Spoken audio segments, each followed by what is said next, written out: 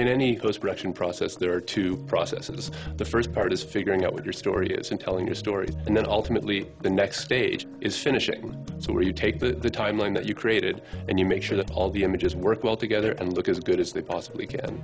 The way it works today is that people will edit in Final Cut, people will edit in Media Composer, and at the end of the day, maybe you can finish in your nonlinear editor, and that's just fine. But most of the time nowadays, image quality and performance and design, it's everywhere.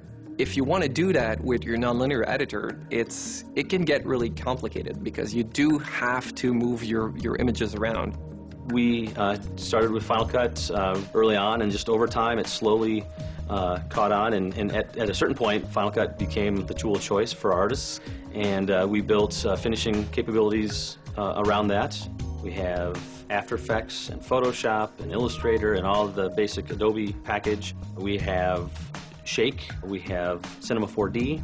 Since we're working on softwares like After Effects and Final Cut, we need to do a lot of transfer the project from different platforms. Well, the challenge was working with these third-party tools and building workflows around inconveniences. The thing with bringing the Smoke to the Mac is that you can finally do some real high-end finishing.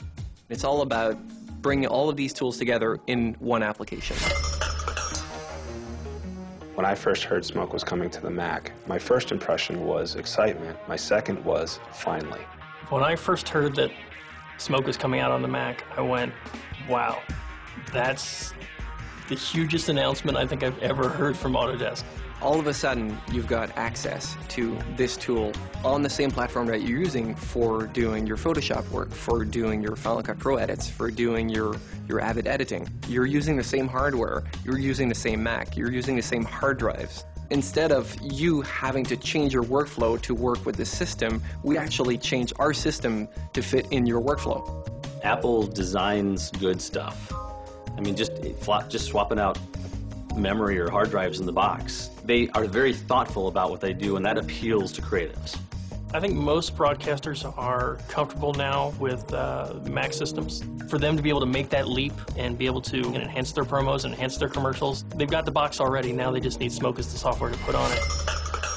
Smoke is made up of lots of different creative tools that allow you to do all kinds of things. And when people get their hands on the application, they invariably turn to certain tools that they find really stand out. If you want to do tracking, some keying, I mean, no other machine does it better and faster. The Master Keyer is great. It's quick, it's easy, it's almost like 3 punches and you're done. Good clean keys. There are other tools that are also very powerful and efficient. The Color Warper for specifically working on color in a particular aspect of the image, or even the Color Corrector for actually balancing out the images and adjusting color across an entire timeline. There are a lot of editing systems that, in order to do something, you have to jump through a lot of hoops. Smoke gives us the ability to have pretty much all the tools that we need all in one box. I've got a timeline, I've got 3D compositing, I've got color correction, I've got titling, I've got text, I've got 3D text, I've got all that stuff. Or I don't need to go out of, export some video out, go to another piece of software, import that back in, use something there, export that back out, bring it back into another edit system. It's just, no, that's crazy. I think editorial finishing describes well what Smoke does, Smoke on Mac does. The money, right now, is not in offline editing because people are editing at their own pace. So if we want to survive and continue to work, I think we need to go most toward the finishing and the online. And if by getting Smoke we can get more of that work done here, I think it's getting us an advantage on the market.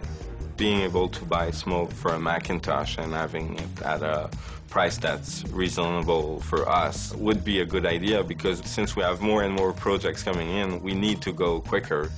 It would be a way to be more efficient. The price makes it more accessible. Having it on Mac just makes it a no-brainer to integrate it into an already Mac world. All of the barriers are just sort of gone. Smoke doesn't change the way we work, it should just enhance it. If you want to make your way in the business, what you do needs to look great and to be great. Your product is everything you have in broadcasting. That's all you have. That's your face. That's what everybody looks at. Smoke was the missing link to our facility. It's the tool we needed.